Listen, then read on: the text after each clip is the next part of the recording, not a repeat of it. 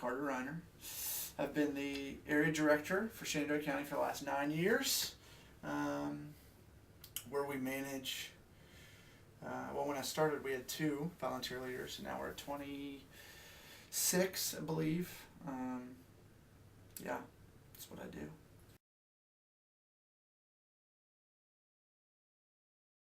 Our mission in Young Life is to introduce adolescents to Jesus Christ and help them grow in their faith. That's our tagline.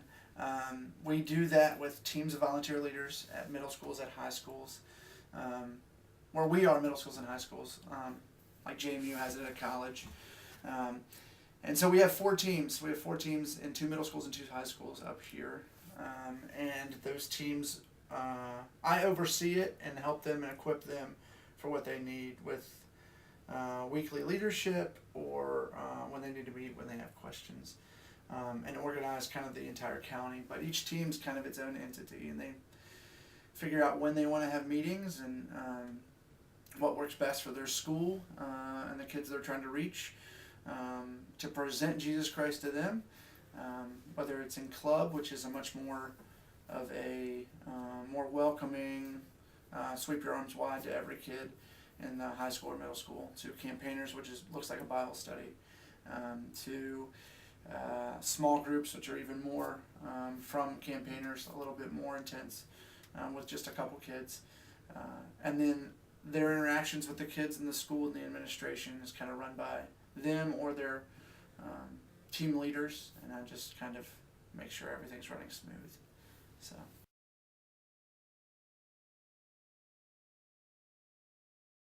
Payroll is very low, which is nice. They do it for the love of or the calling for us, which makes a huge difference. They aren't doing it for the paycheck, obviously, and because of that, they are self-motivated much more. That they aren't clocking in and clocking out. They are doing it because they feel like this is what they're supposed to be doing, or because they feel called to do this, or this is,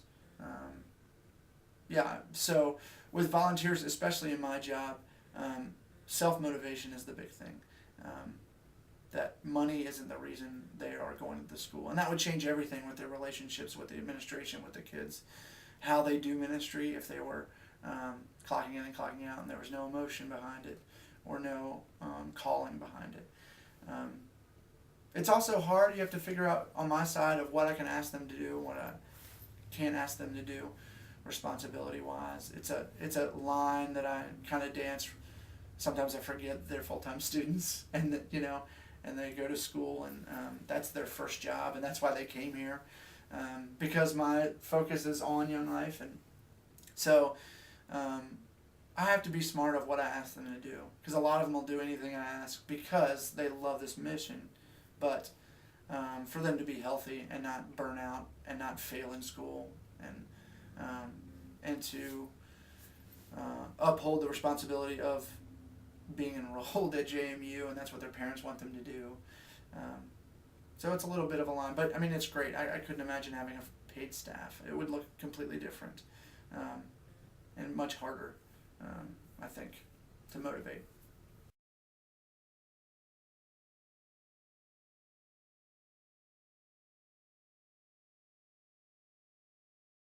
We receive funds 100% by donors, and they are either personal donors for me, so they are giving to me because they believe in me, or they are in the area. And it's probably 80-20. I probably bring in 20% personal donations of people that know me and maybe don't know where Shenandoah County is. And then 80% of it comes from the residents here, or folks that used to live here and know the importance of Young Life. And 100% comes back to us. And obviously, that's what a nonprofit is. But also, the services that we provide, we hope that we are providing a avenue for kids that, for all the wrong reasons, won't step foot inside of a church, will step foot inside of Young Life, whether it's in a kid's basement or in the empty retail spaces where we are now, and hear and learn about Jesus in a way that maybe they haven't before, or they haven't really bought into before.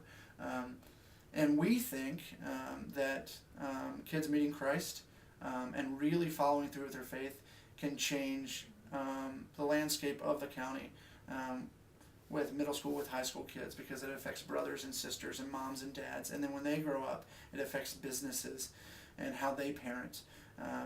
And so our service, truthfully, is trying to spread the gospel and honestly letting the Lord be the Lord of their life. And then from there, there's lots of great things that come from that.